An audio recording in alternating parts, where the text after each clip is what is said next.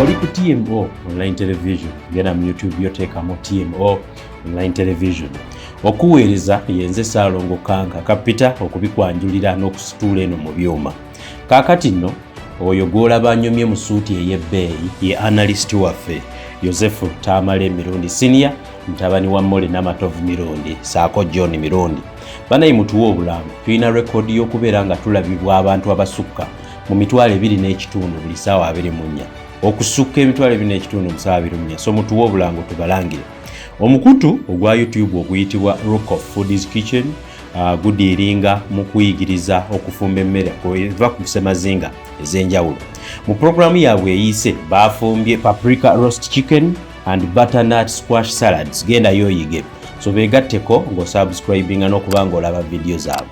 Mwana mulenzi Kaasa Kasabuli ono nno ng'alina galaji esinga nnyo kanika emmotoka za Toyota Vigo, Toyota Land Cruisers, Toyota Hilux, saako zi TX. Mwena balina ebika bya Toyota mugendeeyo.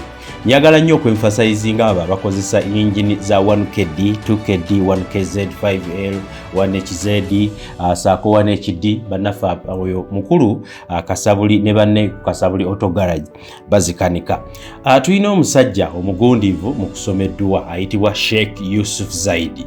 Sheikh Yusuf Zaidi ono nno w'emutundwe alomba edduwa ku nsonga zonna eziganye, naddala ez'obufumbo n'ez'emirimo n'ebintu ebirala bwe bityo. Bw'oyagala okubeera ne Sheikh Zaidi oba okumufuna, musange ku 0701 991 120 oba 0782 794 922. Sheikh Yusuf Zaidi ow'emutundwe. Mu programu ya leero tugenda kutandika ne mafia meeting yabaddewo of recent. Ebadde mpanvu naye mbajjiddemu ekitundu we boogerera ku Yosefu Tamale Mirundi ng'agenda kujja oluvannyuma lw'akatambi kano abeere ng'atunyola mu programu ya leero nsonga nnyingi ze tugenda okukwatako. Katutandike ne meeting ya mafia. Another thing in my checklist is that as a team we are here, I beg anyway, let me leave it at that, but I proceed with my point. Another bigger challenge is there are several reports coming up that Mr. Tamale is again becoming another menace. There are things he used to mention and never played the audios, but now they are all over internet. And indeed we are the culprits. And I don't know much to do to speed up the entire process, because this is a man who needs to get busy elsewhere. And we all agreed, for those who have been consistent on the meetings we have been holding, we know where we got stuck somehow. And the complexity of the gentleman we are dealing with, it is really becoming too much, not at this time at least. At least if Professor psychologically can talk to His Excellency and tell him that really it is becoming too much, we need to spare, because some of us are going to be candidates. Now, if that becomes a total blackmail, we may be overwhelmed by the opposition. When we are swept off, I think that professor can handle. Try to convince His Excellency to give it, to ask him to stop. At least if he continues sending the messages, let it be that, but not playing them. Some of us are already guilty and we are beyond that. We cannot deny and we cannot confirm that we are the ones. But we tell you simply dodge and beat around the bush. Anyhow, I have to inform everybody that he is now in His Excellency's hands to see what to do and what not to do. So that one we totally have no control. It is bad luck that we are here because of power fluctuation. We could not compromise the system with the power on and off all the time. It could destroy the system, because that is one of the conditions that was given to us, that we may lose most of the receptors. So we put that aside as well. And my final submission, before I let in the professor to come to discuss the details of the other issues, is we have candidates within the fellowship and we needed total support. We should not wait for the party to do any contribution. We need to come out and lay the ground, because we wouldn't like some of our members to be defeated in the field and we end up supporting another party. And you know the principle as per what the Honorable said, we are not going to pump the one with the lower odds against one with the higher odds. We instead line behind the one with the higher odds. So it also comes to all of you and all of us, including myself. If I realize that I'm badly off, then I give in to another opponent. So we have to bear with that, because just occupying an office may be less important than controlling the office. Now it is better we control the office than become part of the office, because the controller of the piper dictates the tunes. So that is one of the strategies we should never give up if we are to survive even beyond this, so that our children can also take up from here. But the most important thing is to protect the presidency, because this all will mean nothing if we lose State House. I hope that one is clearly understood. The primary objective should be to maintain the victory of His Excellency. Only then we can now take control over all the other departments. So it doesn't care where we belong. We don't need to belong to anywhere. But we need to set up a courtesy trap where we have to entrap whoever takes up office should be within our group. So we become the pipers and then we control the tune. Bakiriza bagenda Museveni amugamba abujjeyo teri yajja kubujjayo wansi w'enjuba.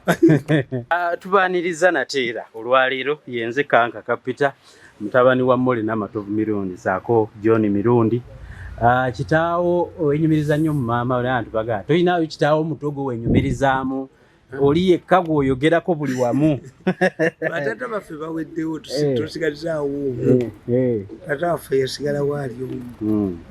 Is a quiet man. Mpulira tayagala nnyo bintu bya media. Mpulira baganda bange bya media tebabirimu. Very good diplomats basuubuzi baki. Nze mulalwa ali ewaka. Nze baleetera ebizibu. Naye baffe ejja kutwala obiveemu. Nze ewaffe nze ndeeta ebizibu. Otherwise ewaffe tewaliyo banoonya ssente. Nze webale nnyo okunyumira programu eno. Atukwebaza nnyo okutuweesanga ekitiibwa. Naye okukola programu ogikola n'omuntu ayambadde bisaati. Naye oluusi teweesa kitiibwa. Naye leero leetayo akasaati akalungi. Kituufu. Yawaliwo era ya weekend gye bagala leero muzeeyi leero gy'ataddeko. Naye yero enyumye. Kale no muzeeyi olwaleero programu eno gyatugitamu gibannaani. Kayihura bamuwadde ekifo. Ekyo nakyo badde sinakikakasa naye kinakyogera dda the coordinator intelligence naye yagenda okubeera ne budget ne more powers. President yategedde nti Kayihura bakuba wabwereere.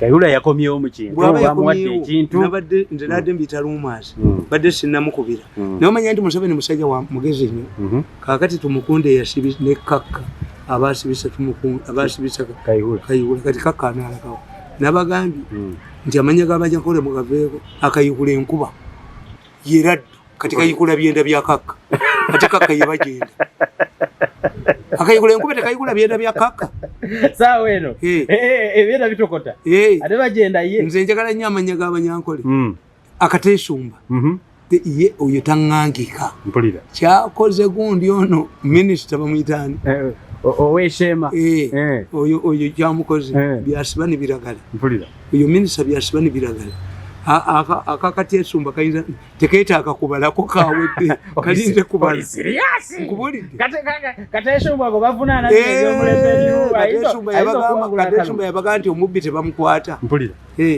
businga yali yabba minisita namugamba nti sigala yeri mu constituency kuba baatula ne kamuntu mbu bakuba omuntu mbu kakati temugenda mu mwana muto kubanga oyo ajja kufuuka mu minisita ate kagundi yasigalidde kamuntu naye atagala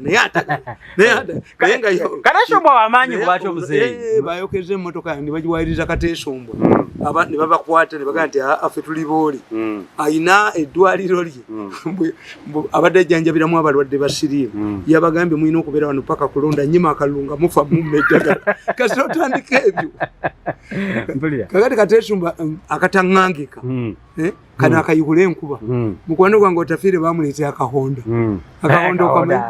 akali eki akali ebyuma akasolo akali ebyuma ke kahonda ono ne bamuleetera bamuyita batya kateteribuka agenda kabaziguruka eyabuuka ebinnya n'abuuka amaggwa n'abuuka amayirikiti kabaziguruka naye muze amanya gotendereza ago nga gatuyisizza bubi muli jimu ziri ezi namwe mugatuuma abamu katulaba mirundi masibye brave man emirundi bakuga nti embeera etabuse kino ekiseera kya kaza mirundi kusiba nkalu embeera bwegaana kaza emirundi gino mirundi gino ekiseera kyamuyamo as brave as my name kibula nti bagira naye mbagamba nti politics oyo mumubala kakati ye mumwasekeredde gundi uno omuvuka busembe buli weerwa emiyaga sekikuba akimanyi nti Pulezidenti Museveni akimanyi nti Abaganda baliyo nga 40%. Okutudyako nga Sekikubo afunye replacement ye. Museveni akimanyi Sekikubo okuwangulwa Kabasi kijja kuleeta obuzibu. Kakati tu negotiate with the Kabasi ne Sekikubo bonna babadde balina kubeera party ki emu. Kakati eyajja oluvannyuma omwana tumusoma mu Bible omwana yasaba kitaawe ebyobusika byonna n'abyonoona bwe yadda yagamba nti batente esinga obusava bakole batya. Kakati nze mbabuulirira wano I can authoritatively predict nti Kabasi ajja kuvaamu nga Museveni amusuubiza obwa minisita aleke Sekikubo, which Sekikubo could not get as a rebel. Bwe babagobanga mu ssomero babagoba muli bangi naye buli mwana awete ewaabwe yagenda okunnyonnyola kitaawe at the school you are many. Kakati oyo Tinkasimire nagendako mu constituency Tinkasimire tusobola muwangula era asobola n'okukoma wane opposite ono gundi mbwatekamwa si waayo yakola bukozi ka radio ayambala eno ayina ekyomukazi n'ekyomusajja kye nabagambye nti aba Bobi Wine wa people power ate abaddipi n'abaki bagendayo kati bw'ofuna ekyomusajja n'ekyomukazi bakusibira mu seero ki bakusibira mu y'abasajja bwe bakusibira mu y'abasajja ate oyina ekyomukazi kye bakukola tobeerawo kakati ate bakusibira mu kyabakazi ate naawe okozesa ekyabasajja kati mu palamenti bano bamatankane balituulawa people power mugendo si kibiina kiri bali mu kibiina nga bwe beekutte ku mugendo neeno nga neeno eriyo okujjako nga people nga gundi Bobi Wine ali mu kiwani asiba kiwani buli omu asiba kiwani baga mbu yetajjaako ssente empapulani yazitona chairman Nyanzi n'abanga talina kikumi kyalidde waawo kiso ekyo tekiriyo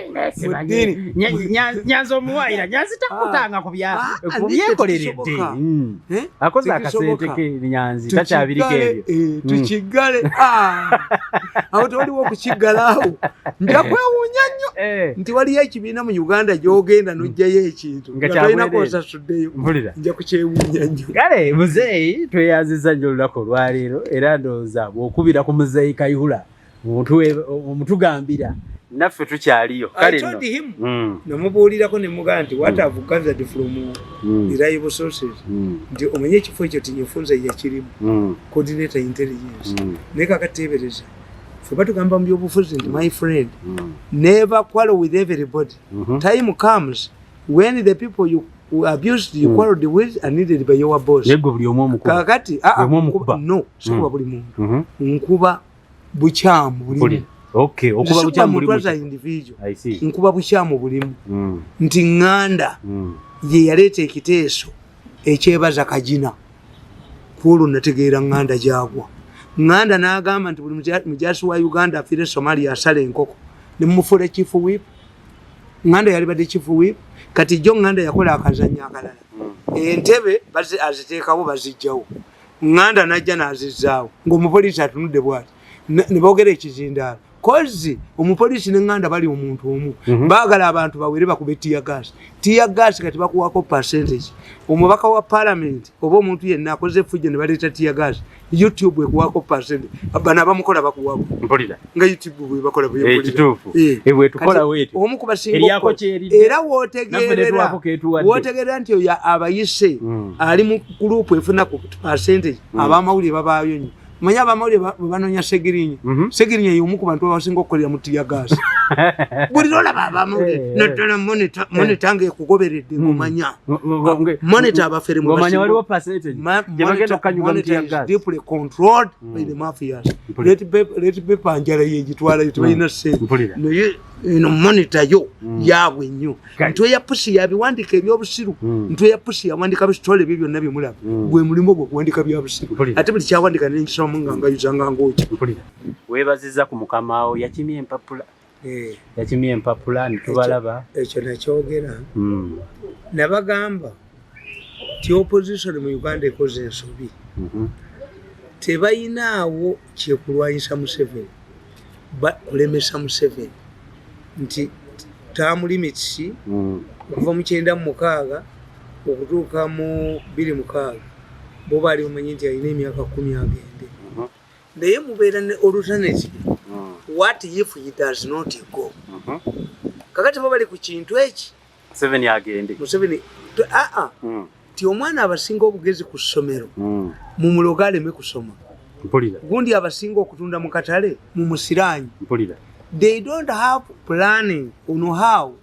if Museveni stands can't we remove him through the ballot kyabalema mpulira kakati ne mbagamba nti bwe mwavaawo ne mwesiba ku myaka 75 emyaka 75 gyali tekirina kyekigaana why because Museveni musajja mugezi tabeerangako na single party state even when we entered a movement system people could challenge him on the movement platform exactly nti eno yonna ku bwemupi mwagendanga ku platform mwenna wamutatuleki bwekyatuuka ku bwa president nga buli yagala okuvuganya Museveni akola ki avuganya gwe buli tiimu ereete ejje neggolo waayo tulaba awandagala mpulira kakati omuntu bw'amala okuwa ekintu ekyo nti buli omu ajje tuvuganye oba tolina bwekwasizo oba tamulimiti oba tewali tamulimiti bakuwangula anti muzeeyi muzanye mubi muzeeyi tunulira muzeeyi mu NRM mubulimu abe NRM bangi naye najjayo empapula z'obwa chairman najjayo ez'obwa president byonna byagala akigenda nakimu mpulira tuyine wano because oyinza okubeera chairman wa party nga bamuwangudde mu kalulu mpulira bwe bakubako obwa president ati si osigalawo oli chairman wa party ekyo kyo tebakitegeera nti agwo kintegeezeza naye mbadde sikibala kakati bwe bajja myaka 75 ne mbagamba ti emyaka 75 mugirwanyisizza ne mumala biseera 75 years cap manyi constitution tebagimanyi constitution ya Uganda erina ebiri entrenched erina ebitali entrenched byalekebwa parliament ebiri entrenched bya referendum kakati emyaka 75 gyalekebwa 2/3 majority ne term limits zalekebwa 2/3 majority kati mu kimutamanyi kiri kimu mu nsi yonna tewali kibiina kya bufuzi okujjako very rarely ne kiri gyesiringa 2/3 majority mu parliament ensi efaanana nga bwolaba let us move NRM out singa mu Uganda tuli mu normal political situation twali badde tulina FDC challenged by people power challenged by ekyamugisa muntu ANT eyo ye normal situation nti if you want to form a political if you want to form a government you come in coalitions I see mu America bagana coalitions ekibiina kimu kyekiri enkoko yakyo ebungeri teri coalitions why bayina parliamentary kati coalitions Museveni tazikiriza why Museveni yazanya aba DP okuva mu 8 mu mukaaga lwe yajja okuma mu 9 mu mukaaga abantu abasinga obungi tebaawula coalition government and a broad based government. Museveni yabibakubirako bitwawulire tusoke tutegeesinzira okujajinga ye government ey'omukago.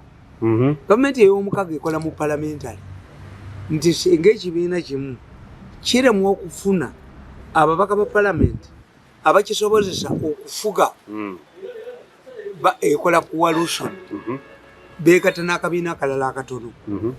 Kakati mu presidential tekiriimu anti nanche maneno okubuuza wano president gwe yesimbawo n'awangula abaalidde enkoko oba muziba meka tuli mu presidential tulina mu bibiri tulina hybrid tulina bye twajja mu presidential ne tubigatana bye twajja wa mu parliamentary. Tikakati Museveni abaddipi tebategeera coalition na broad based. A broad based government means that people who join it with different political opinions come as individuals. Okay. Betty Kamya, Museveni yatula wane the Gund Federal Alliance. Chimanyi sobola kiwako obujulizi. Nechiwala kiyingi. Museveni yatula wane DP. That's why they close. Because they come here baliye okukakana ngemmere bawomedde tebadda waawo. Bajja kulya baddeyo. In a coalition government, if DP makes an alliance with FDC, you agree. One, bwe mutwala defense, mutwa finance. Era president wa aina abangi bwakola lishapo yebuuza ku bano. Okay. Bayina okugabana obwa minister okusinza ku ndagaano yaabwe. Kakati mu Uganda Museveni yakuleetanga individual nti yaleeta abaddipi bonna there were no negotiations. Semogere yawuzanga gentleman's agreement. Where is a gentleman's agreement in political science? In politics. Go amusoma. Bulira. Teriyo. Eya Museveni kati joita broad based government. Eya Museveni is a coalition. A coalition is negotiated. Museveni wakes up, appoints Betty Kamya. I see. Ngane Federal Alliance. Tetajebuzizaako. Tebagigambye na gigamba nti why? Fwe ngaba Federal Alliance government gyogenzeemu erwanira federal. Mpulira. Tewali. Federal yafiira. Kati abantu abasinga obungi Museveni wabakubira tebaawula bya bufuzi nti kino kitegeeza aki. Okay. Bo bagenda namuwawa. Nabagambirawo nti federal teriyo mu Uganda temubeeranga mu federal. Twagala ka federal kafe. No. What you want, Buganda yali independent. Decentralization yo nga weeri. Ati decentralization yeri policy. Bagireeta decentralization. Si kye kibune federal buli omu afugeko waafuze. Decentralization kitegeeza nti obuyinza obuli e Kampala obujjako n'ogenda ng'obugabanya mu municipality, mu Gombolola, mu district, obuyinza obuli e Kampala buli omu n'omuwa ne bwanika n'omutera w'omuwumbo gwe ne wa municipality mukono n'omutera w'omuwumbo gwe omu n'abega ku Google n'alyoka afuluusa Nambooze.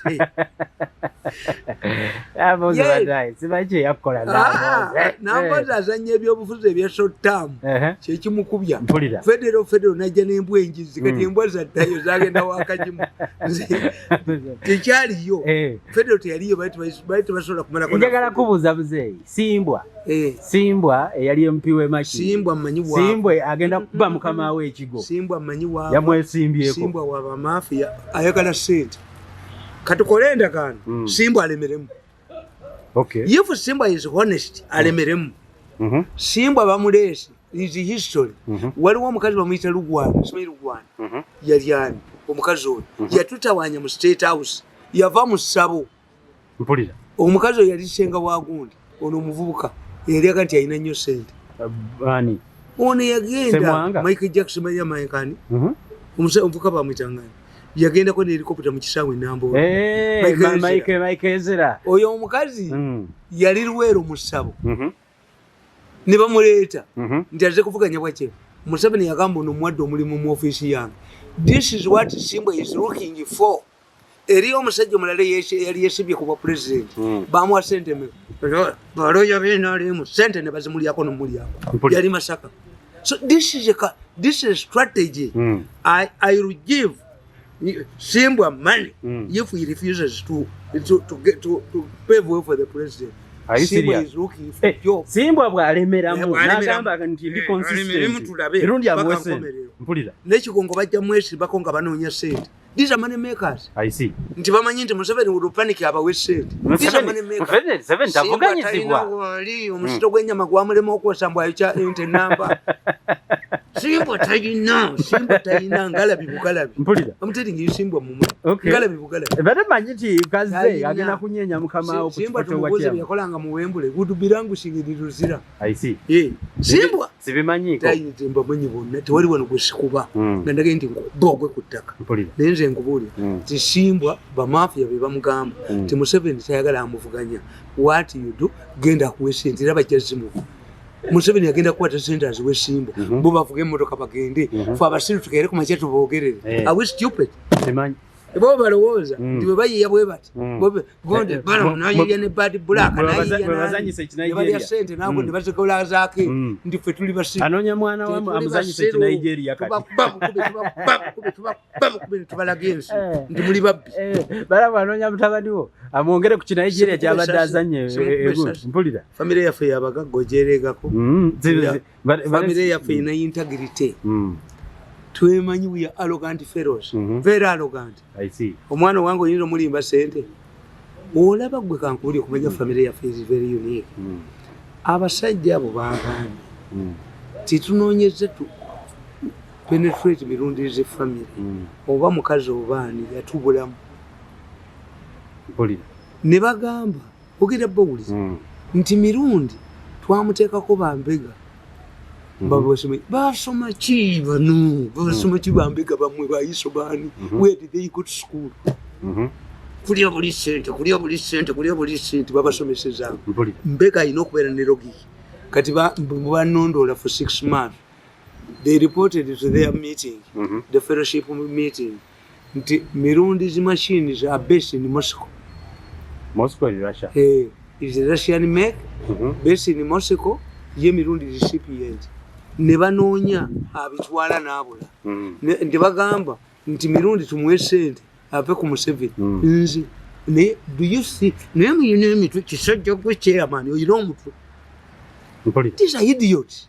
How can you tell me that you can give me money and I betray Museveni? Ompadde mpeka gwe akabba mmeka mmwe ne mutuula wansi ne mulowooza nti nze obusungu mmwe bemba yinako nakalima ono yino mtu okumulinga buloko oyo kano kakabushenga nti ntweye pusi nti mu kampu ya munyizo okolagalako namwe n'olunaku lumu baatuma gundi najjawa nsubuka bamutumira era bayogedde mu teepu eri tebagibulidde abantu beewuunye baatuma nsubuka mafiya ganga zibulala bamutuma tukamu nabakyawa nnyo. There is no reconciliation ku nsi mu kabuli ne mu ggulu. Nagenda ewaffe mu nsozi nemba kolimira waliwo nayina ebyana byembesairozi bisatu nenkuba mu ngalo obidde bwereere ayina bisatu biwengeneko. Abantu bemusene mbajjamu ensigo mugenda kubeera bulungi mmwe mugenda kubeera luddawo nkwate ku sente zammwe zirimu okutta abantu kuba nze ndi musajja mbikiririzaamu. Do you believe nti omuntu gw'otutte n'omukuulamu ensigo n'omukuulamu kino omutago ofune sente nti emizimu egyo gye basa mirembe? Simanyi. Ojja kulaba chairman bwagwa eddalu. Nkubuulira nti bannemwa. Lwaki bannemwa bajonzi bajja kutta busi tebaasoma emirundi atulemi wano okwogera sente aziganye ate ente zitya nnyo ente zitya omuliro olaba faamu ezikoledde ente nga zidduka hoteri obukoledde omulimu n'adduka nayogerako ngaekyesasa kubaani avaayo nti obbi amata g'abantu n'okwata kampuni yo n'ogitwala ne bagiri yesali nti sente zakuwamata n'ogaana n'otagawaayo nti muddire akawunga n'ebijanja bitaddemu kano kagenze mu Bank of Uganda kabbye 5 billion nti abo boogererawa abantu balinda bulinzi boogere baba battire wano tebasobola babatte ensi abakyawa ani akoze nabo n'abaagala. Njagala kutegeera lwaki ate bamafiya baliwo replaced mu bifo eby'amaanyi ebya gavumenti abadde tannabategeera.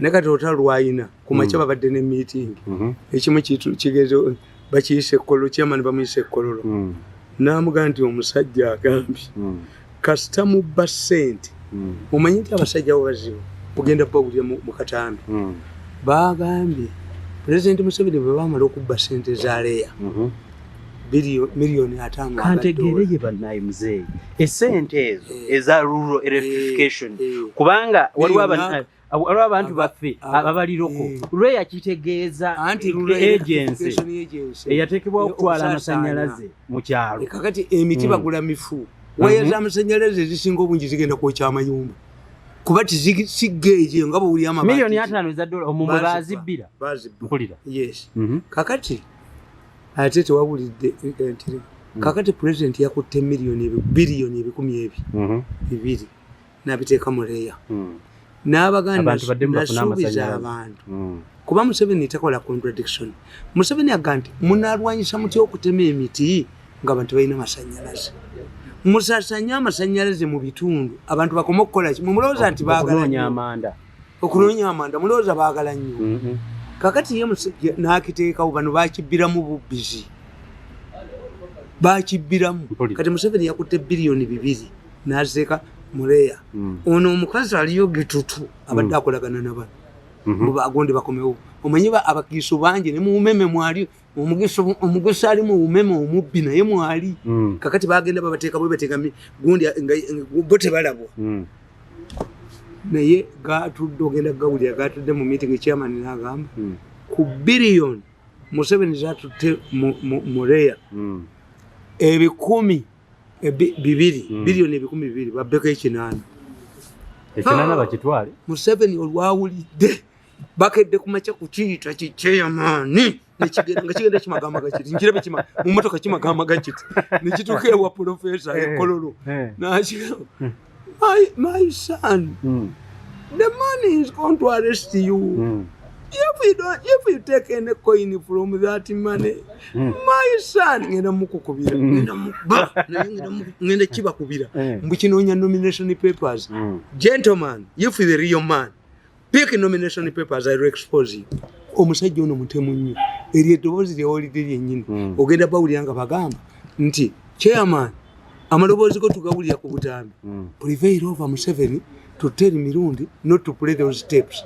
You are confirming okumanya basiro abantu babadde balowooza n'okulowooza nti Mirundi alimba kakati amaloboozi ago bagamanyi and you are confirming nti president aŋŋaana okubukuba kubanga bugenda tuleeta some of us are going to stand nedda musajja gwaba ali kulonze wabatta n'obajjamu organize layiro like anigo ate bano kankubuuliza abo bamafiya ekisajja bajja kukitta omanyi lwaki nti Museveni bwakikwata bwati n'akinyweza kigenda boogera bonna naye mafiya kigenda boogera bonna mpulira banne waakyo baleeta gundi abaganda bakugamba tijotega amaggu kati baleeta zoom ne basaplayinga transformers enfu zayabisa eggwanga lyonna. Do you believe nti transformers zonna baba bazikola to expire on the same day? Olaba amasanyalaze mu ggwanga mwekali kati basaplayinga ndala bazize babbe basaplayinga transformer enfu zize zifudde akaseera ke kamu ate amasanyalaze gakubye ekizuumu kyabwe mpulira baba Uncle Sam Lulija bawabina kati yabawadde 6 bakizeewo naye ekibeera ku zuumu ekiro eggwanga liri mu kizibu mpulira ekibeera ku zuumu ekiro zuumu ngiwulira naye ekibeera ku zuumu ekiro kwanze ngenda nembeewunya omuzungu akola atya ennyonyi ng'eteekinga ofu nga terandinga kakati bwe mba mbafuna we mwogerera what's the difference what type of technology do I need to infiltrate your Zoom? Exactly. Chechi muli makumi aga kuliko Zoom yabwe ina spaces ana omu bw'aba ayagala kwogera ne munne okwanyigako litayogera mu middle bayinamu omuntu aliwo naye nga yagadde obaketta ku state abaketta kakati kirimu ki temuli kwekuniza kwonna era nga ekiba ekyo kyonna kukola ki kukama tulina okusigala nga tubba nedda baneekamba buuliza basajja mwe mukoma okubba abantu bajja kubatta Katonda akyabayambye nti empapula zonna mwazigula naye abantu abali kuno 5,000 emeka constantire abantu babamanyi gundi babamanyi ojja kulaba gwe batwala ow'amatanga adduka omupiira gujja kwabikako ng'oli ku luguudo abantu bakube emmotoka bajoje ojja bagwa mu ngalo kati go kagamba mbu President Museveni agenda mu kalulu tuteeke ssente nnyingi nnyo mu Bobi Wine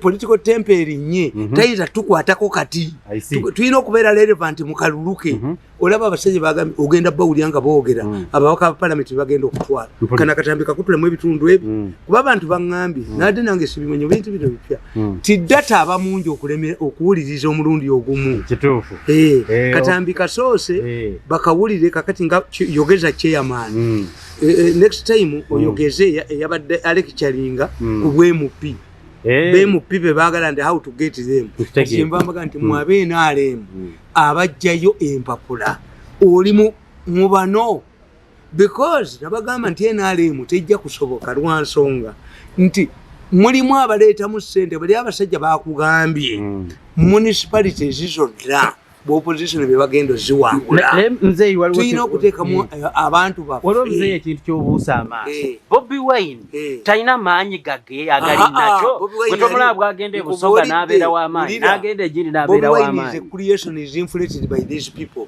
Bobi Wine balloon I want to tell you Bobi Wine omanyi lwaki afuna egende e Busoga bikajjo ate bikajjo baleeta enkola y'ebikajjo ng'atunda ebikajjo mu factory waliyo license ekuweebwa naye ng'ani agikuwa bananyini ma factory abo ba MPs ba politician ne bajjayo license lole y'ebikajjo egula emitwalo lole nambe yes nga nime ebikajjo emyezi emekanyi tuli emitwalo 2 lole the leaders are involved because the leaders are involved chembe unyako MP abeera tene license n'abagula omudiba ate ne mulonda mpulira nendo number soka mu Busoga bonna mu bakube bonna mu bakube mbawuttule batule ku ttaka bagambe nti eno wave yali yabikajjo there was a sugar cane revolution in Busoga buli omu yakubwa buli yali akutte ku license yakubwa eriyo maama Kadaga yenvo mukwano gwe naye bamukubiremu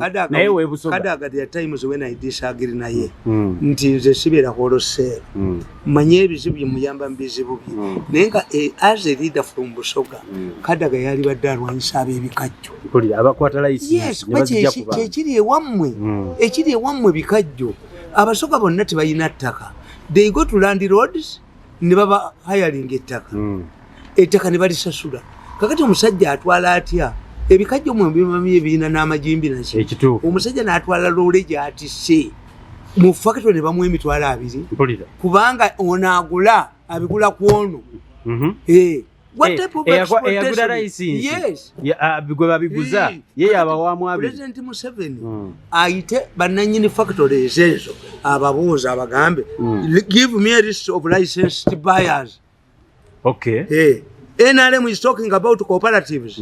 Why don't we help these people, the super growers, sugarcane growers, to form a circle purposely for this? I see. They can even get money paid through their circle on their account and share their money. Let the circle sell, have an agreement with the buyer. The buyer, Madivani, aberene ne circle. Tumanye nti abasajja kubanga kye batya kiri kimu. Nti Madivani akimanyi. No, gentlemen, I did economics. What should we need? One, yes, we need the sugar produced in Uganda, but not because we cannot accept this at any cost. It's a comparative advantage. If sugar produced in Uganda, you see what type of sugar do we have? There is a sugar which is produced from sugar beets, and the sugar from sugar canes. The sugar from sugar canes, as we have in Uganda, has many byproducts. Exactly. Even by bullets, spirits, drugs, fuel, a lot of things. So we can sell, we can produce this sugar at an expensive price for export. Because normally what do they do? when you are going to export sugar, the government gives you, you don't pay tax. So every kilograms of sugar, you reduce 600.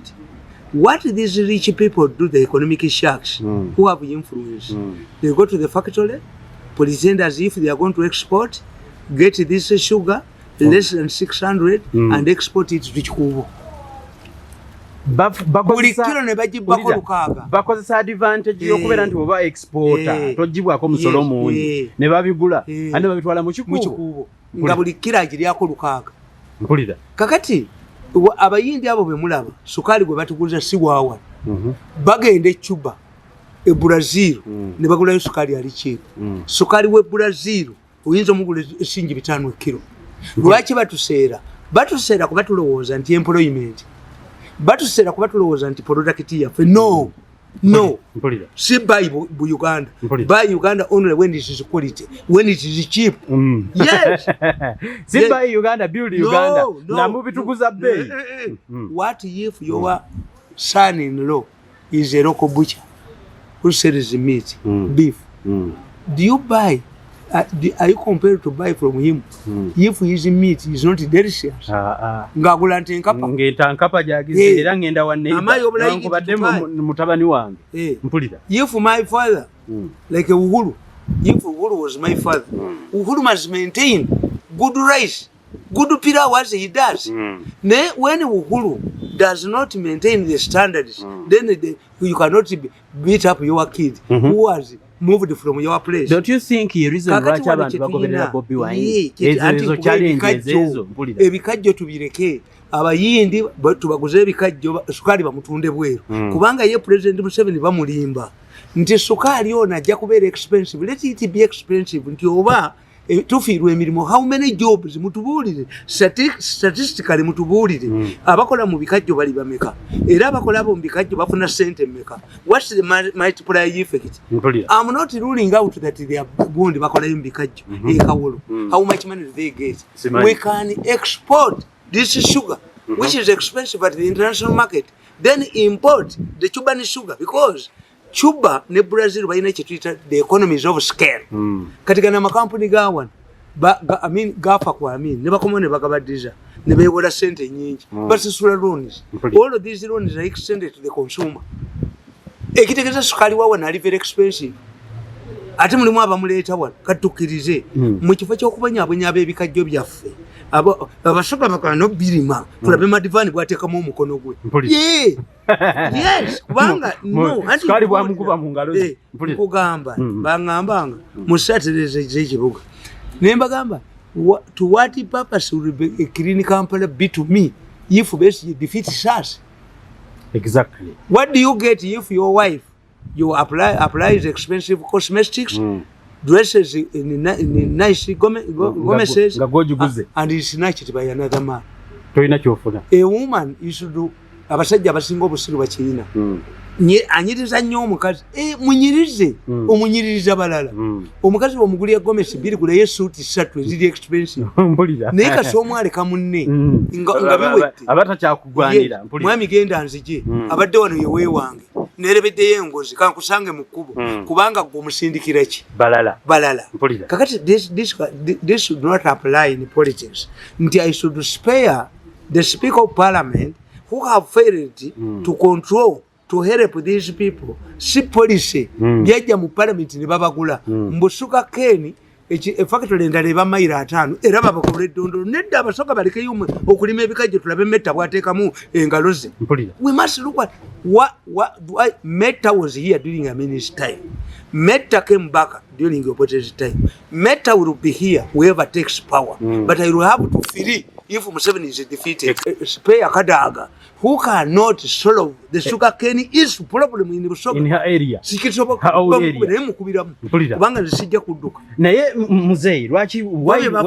Why would you want to politicize everything?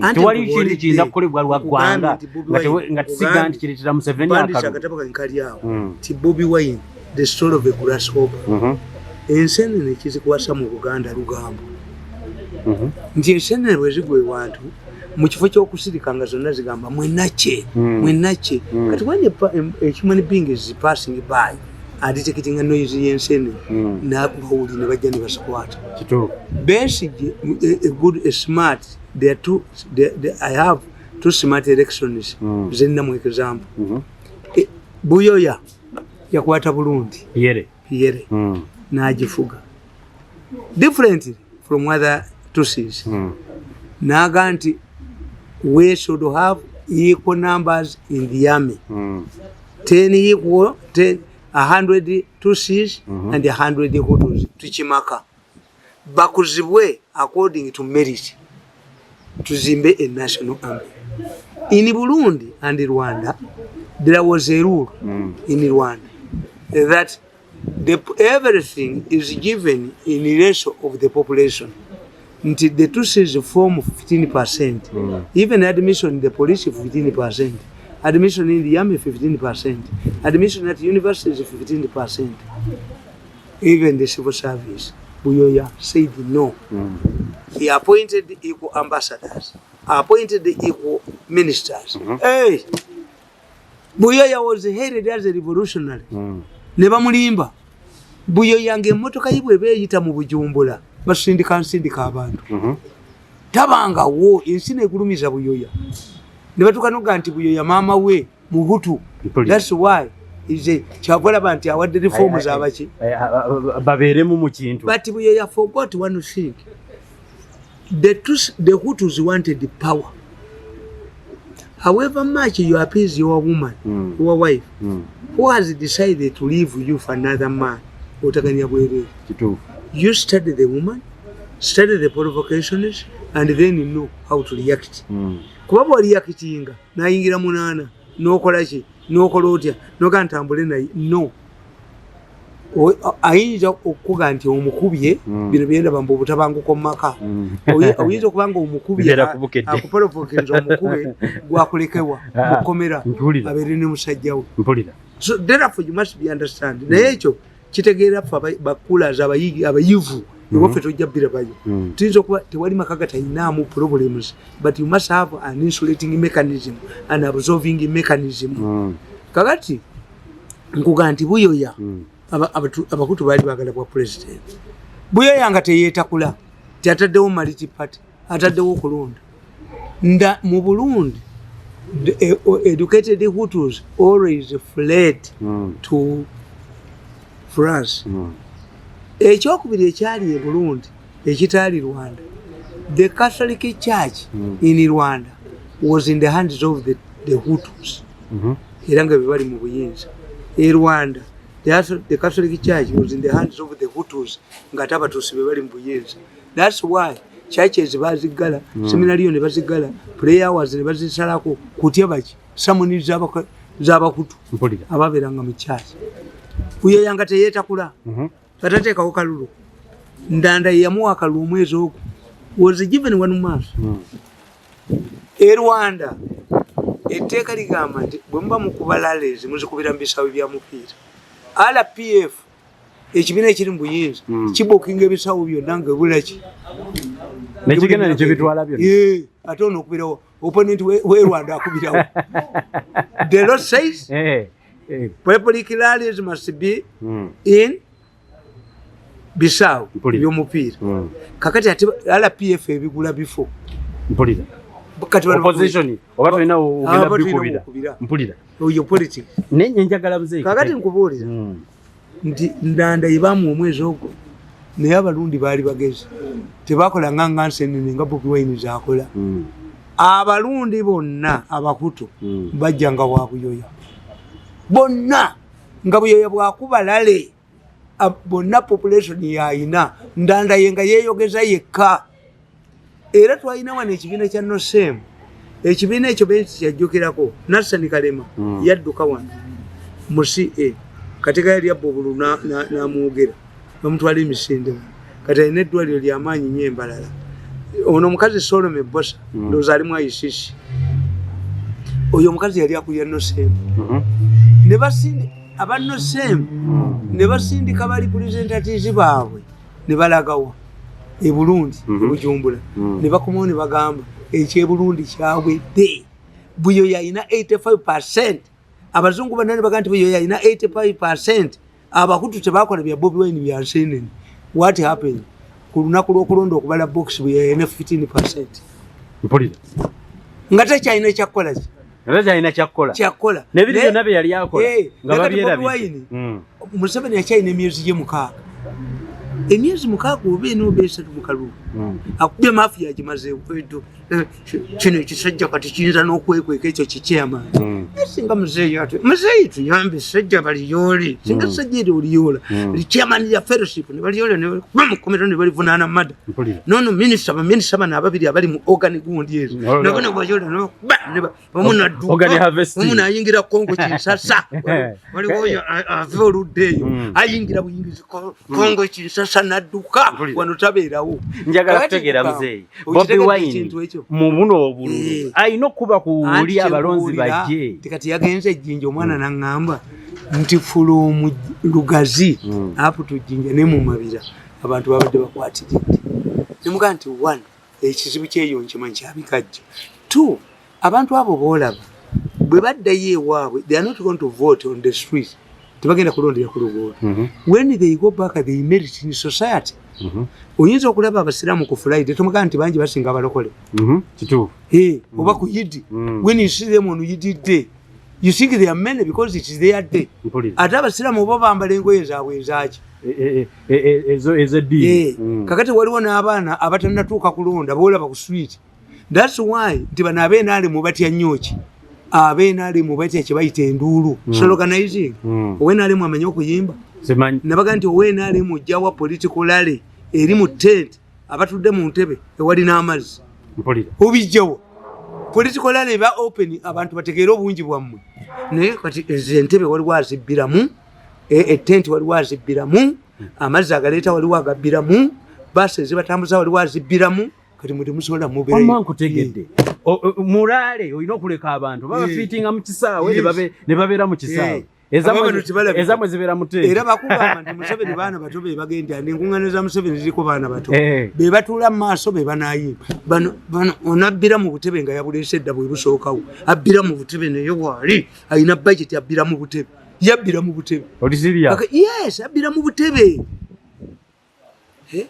Abanayimba nabo ddiiru anayimba ku mukolo gwa Museveni ne waba abadiiringa ate nno bagenda ne balowooza nti mu bbaasa muno mulimu ssente bw'olaba nga pulezidenti ng'akoze ebbaasa n'agitula mu bwaki bateekamu olukubiri ne bamugamba nti mulimu 5.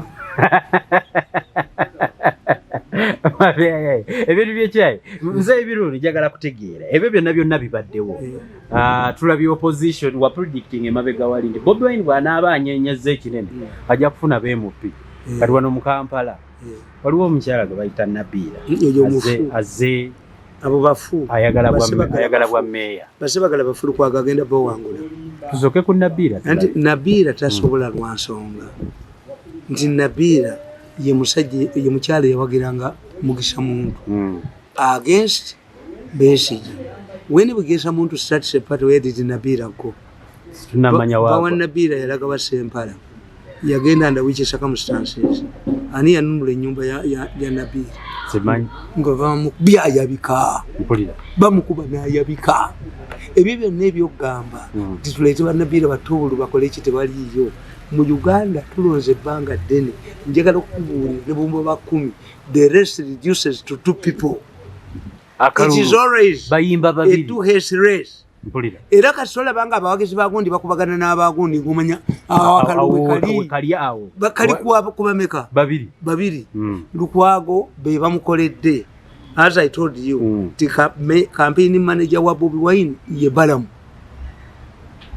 tamulonda anti yenkubuulira tukiyita unexpected result nti bamuconcentratinga ku Bobi Wine. Bobi Wine nibwo aba yali azze kuzannya nawandika ekitabo kyange ne mbagamba nti State House Cars ne mbagamba nti Bobi Wine emigo gye baamukuba mu Arua ne tiya gasi gwe mumukubye asudde Besigye kuba abantu babuuza Besigye nga bulijjo tebabimukola.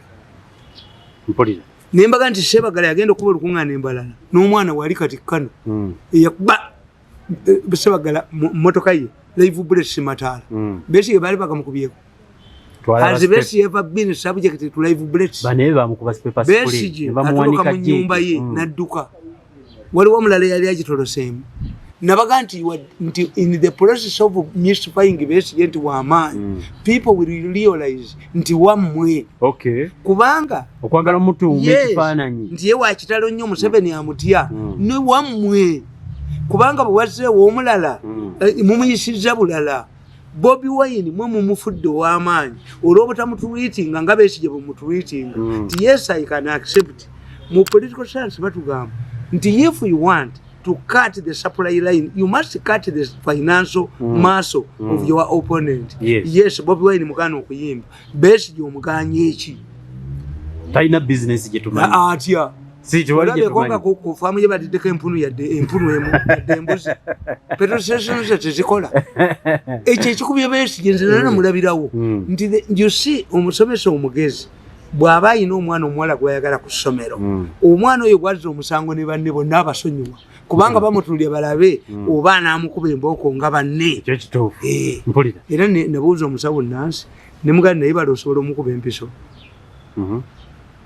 nti lwaki tiikulaapu gy'omuyinako n'okimutujja ekiyiso gwe wali badde okiwa mulala yagamba ati bu professional dino gimufuluta because naturally nti omusomesa ono bwe mugamba nti if you have Besigye Bobi Wine bwe yalize treat him like Besigye njaga kutegeera kati kugundi was subjected nabagamba Bobi Wine is not being mistreated nemaga nti Bobi Wine is going through the embargo of politics is hardening why akakoko akato kekubira ejjiri ako biiki eno akamu kafulume why it is testing the beak BK yo bukabanga takasobodde kuwekubira ne kusekajja kolaki kukubeera koloko manya gonya eno gundi kokolochi ekiyenje olekira byekonga bakizadde kiba kyeru very white kakati ekimala olunaku lulamba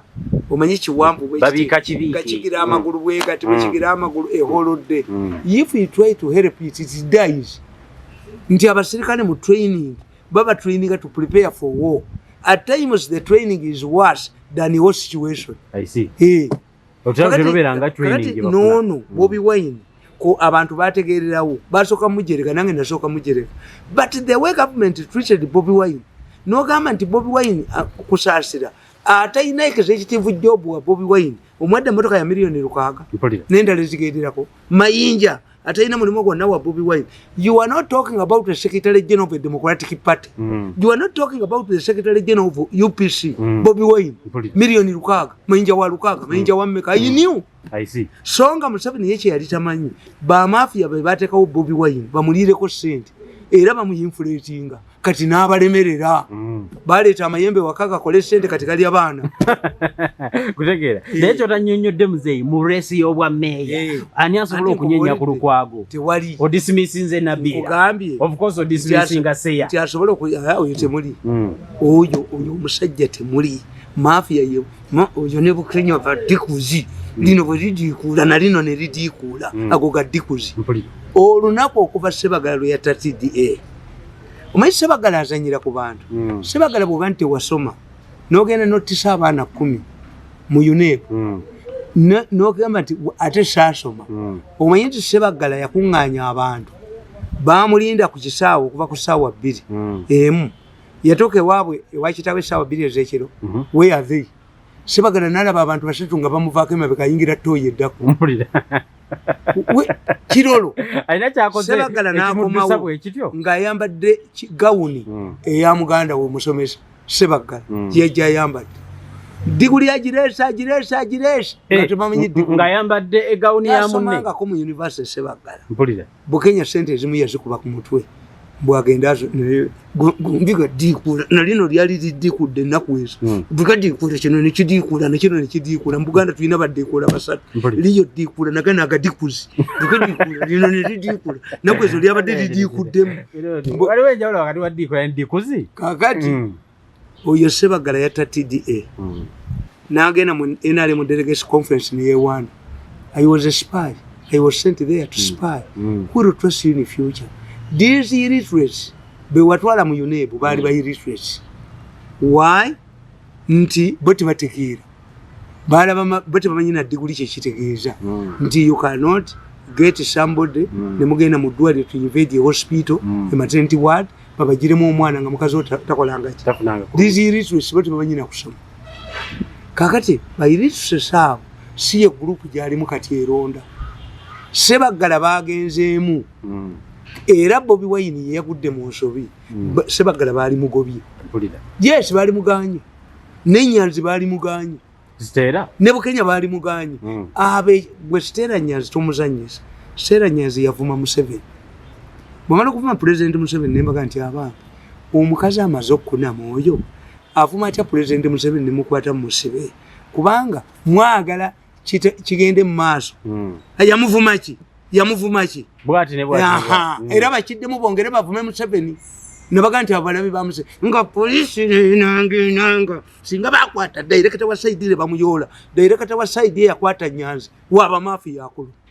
akulu waba mafia the intention was to embarrass Museveni a mad person has abused the president you go ahead nawe no mukwata omukazi amaze okunama ekiba wemula as we speak today Nyanzi yaddeyo Makerere as we speak today Nyanzi olunaku yali agenda okumalako ekibonerezo ki omulamuzi yajja naganti ali linose yagamba bamukkiriza naye yali zayininga agende mu byobufuzi ayina resignation letter akolagane ba mafia the intention was to embarrass Museveni oyo omukazi nababuulya whoever abuses Museveni muna amuddamu ne bamukolonga akolagane akolo Museveni bwali etikula akulo wanga wali ente bagiyita akulo naye akulo bwaye akula agenda akwata amagalo bwali kwata ku misu bajali kuwa akulo bajali kuwa ko aligenda ne mamba munane wuwe misu nga yamutandire misu nga etadde kwa akulo mudumo gwe mundu bwe guti omuzinga atirale aya mise ekuba